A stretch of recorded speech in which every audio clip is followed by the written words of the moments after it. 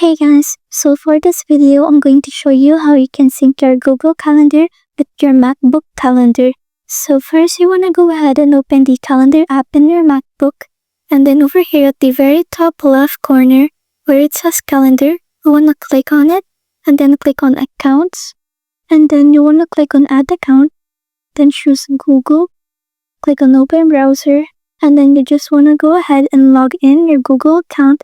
Make sure that you're going to log in with the same account that you're using with your Google Calendar.